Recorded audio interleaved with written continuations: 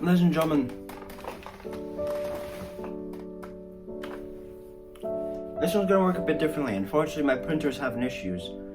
So I actually never printed this document before, and it appears it still doesn't want to let me print it. So I have to read my philosophy culminating off a computer. Nevertheless, let us commence. You probably got the deal if you've watched the other 2 episodes by now, but if you have not, allow me to explain. Much like the midterm presentation that the first one was, you take a concept from the course and you explain that one in its entirety.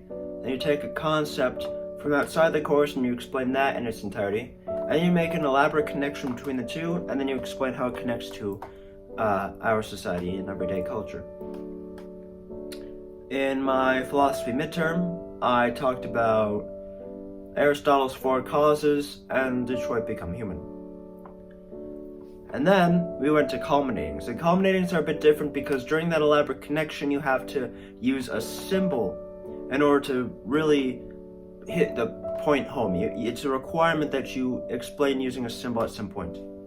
To which we then moved on to my grade 12 religion culminating, which was a connection between slideshow 6 and Avengers Age of Ultron, with the use of the symbol, the peace sign.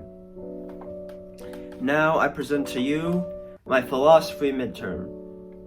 It scored me a 92%, and was the second of these 3 that I actually presented to people in my class, but is the third one I'm presenting to you now because separating the philosophy and the religions. So, let us commence. There's so much to discuss in such a short time, so I'll skip the small talk and get right into it. I shall commence a link between that of John Locke, Thomas Hobbes, and the 6-episode show Moon Knight. To begin, I shall briefly depict the styles of government proposed by Locke and Hobbes.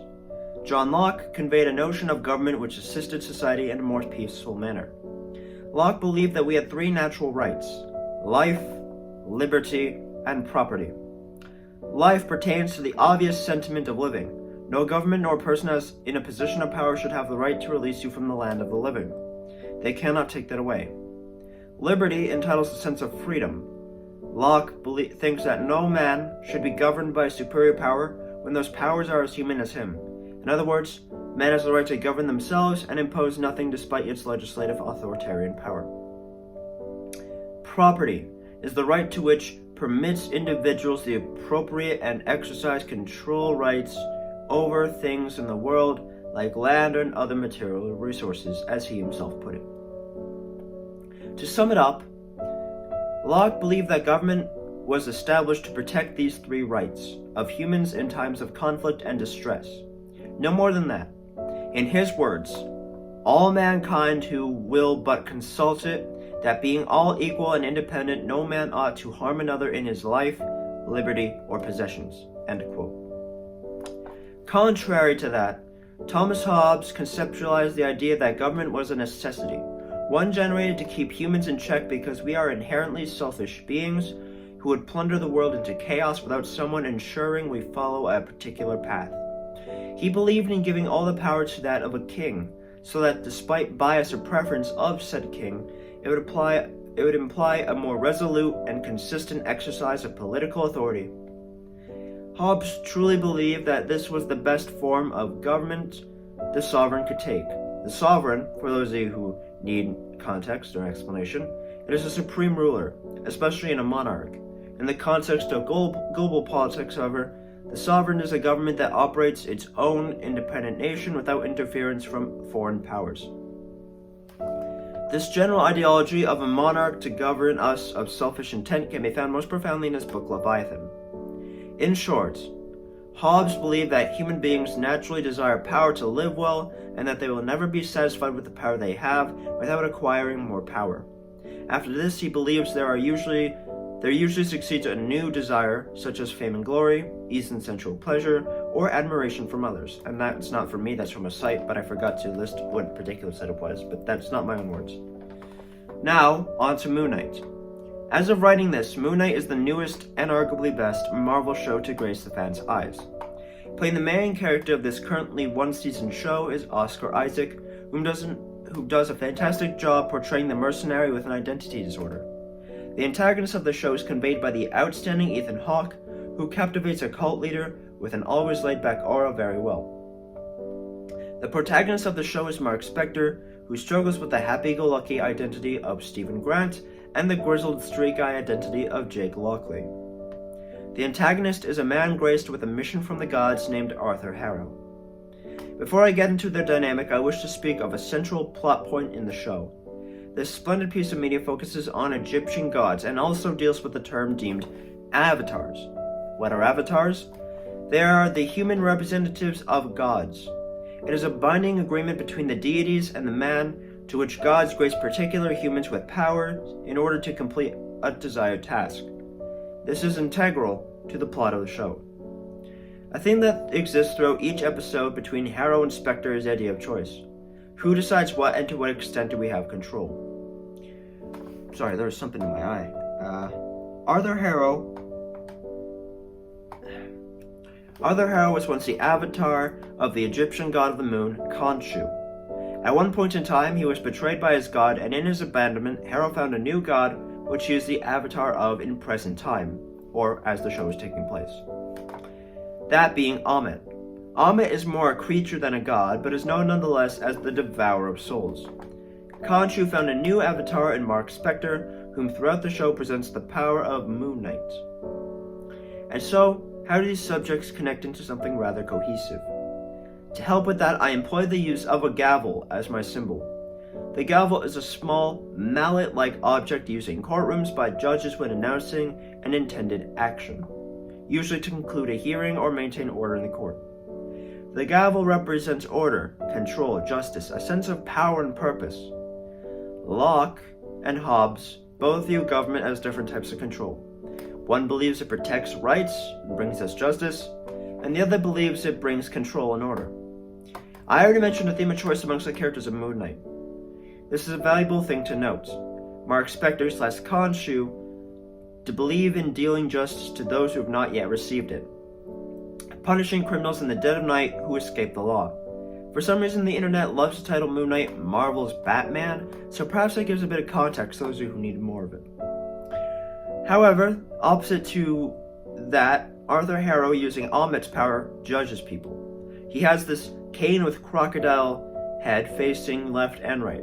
He holds out his hands, as so, and the person he's judging places their hands in his. He then places the cane in the middle of their palms, and it begins to rock. As the cane swings, the tattoo of a scale located on his right arm begins to move as well.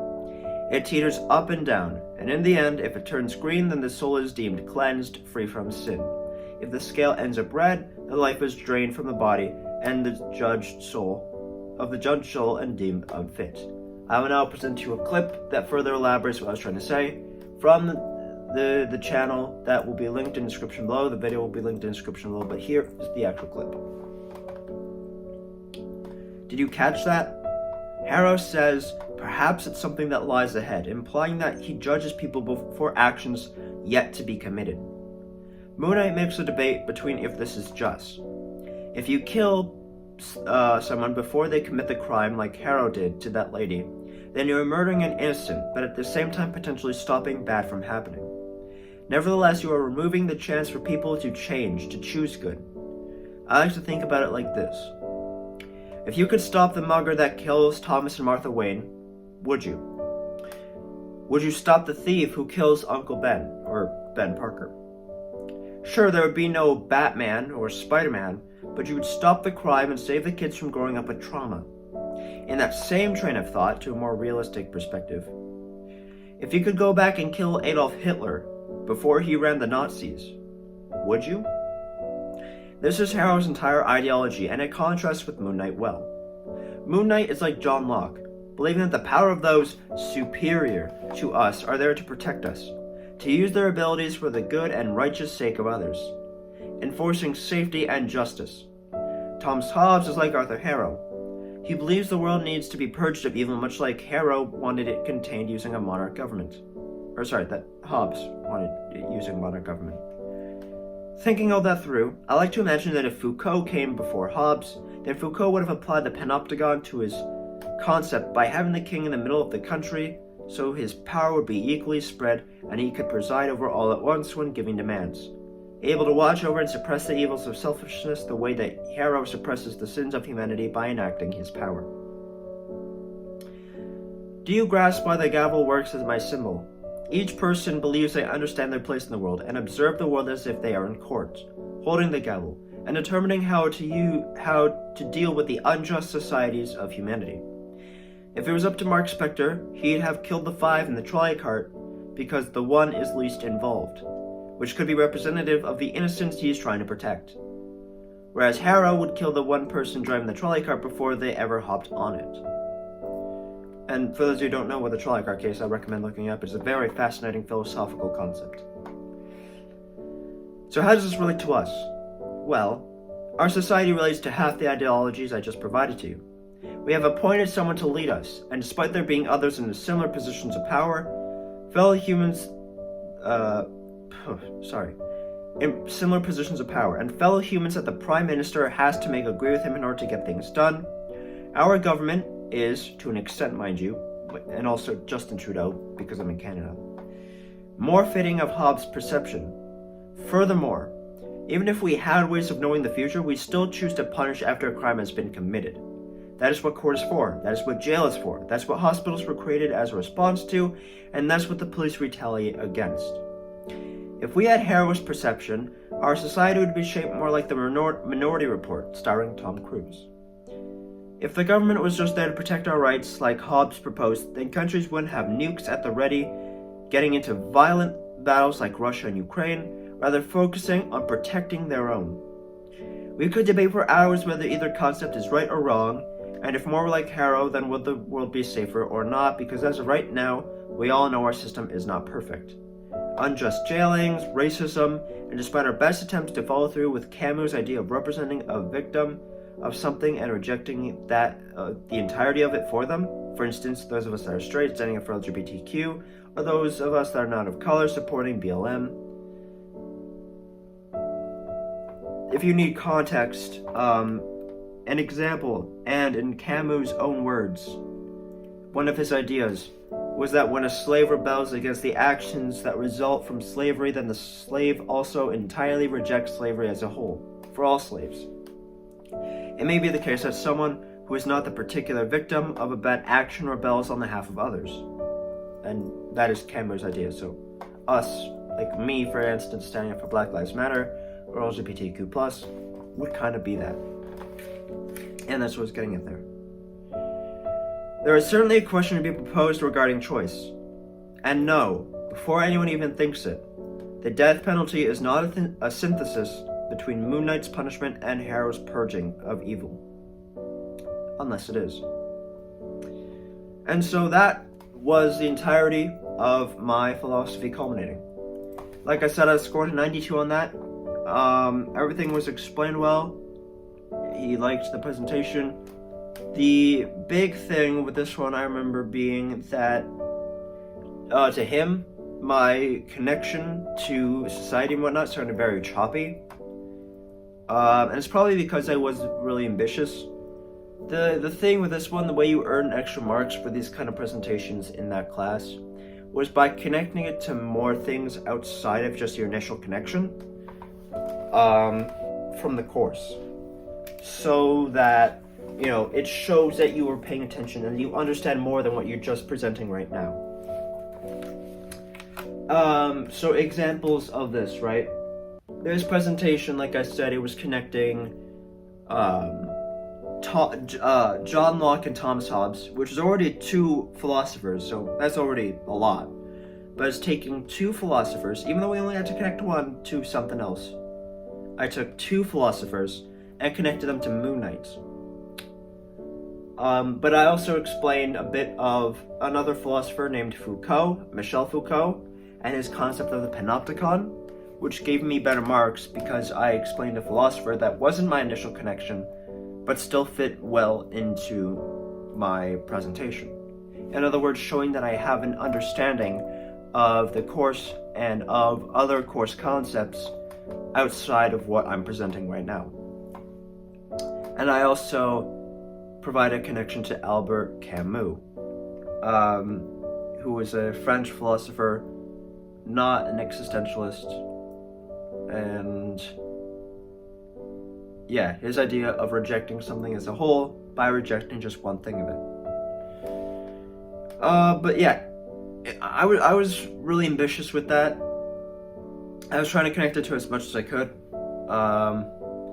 I think if I went back and maybe thought it through a bit more, I could still have had all those things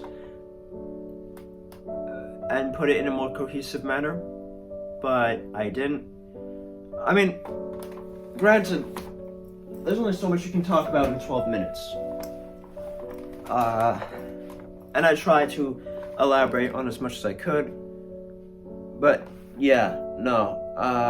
In that application thing, I talked about Albert Camus, I've talked about Russia and Ukraine, I've talked about Black Lives Matter, LGBTQ, so that was a lot. Admittedly, I will admit as much, that was a lot. And so I lost marks because that sounded very choppy to it, which I can 100% agree with. But nevertheless, that was my philosophy culminating, which I actually was very passionate about, because like I said, if you watched the last video, I struggled to write my religion culminating because I just didn't know how to. But this one, I knew how to from the get-go. I remember when this was assigned, Moon Knight had just finished, and so I knew I wanted to do something about Moon Knight because I knew there was a lot to talk about. There was a lot about choice in Moon Knight, and I knew that could be a very philosophical thing. And so I decided, I'm gonna talk about choice in Moon Knight. And then from there, I just had to think about what philosopher I wanted to do. And then I did the two philosophers, which was a lot to juggle. But I was just super passionate about that one. I don't remember how long it took me to write. But I know around that time, Walmart was sucking more of my life away. And therefore, I was very busy with that. So I know for sure it took me more than an hour, altogether. But I think if you added up all the times, it would also have just been about an hour. Maybe 2 at most. No, it would have been over an hour. I think 2 hours, give or take. Just because of all the starts and stops, in terms of actually trying to progress through it, provided its challenges. But generally, yeah.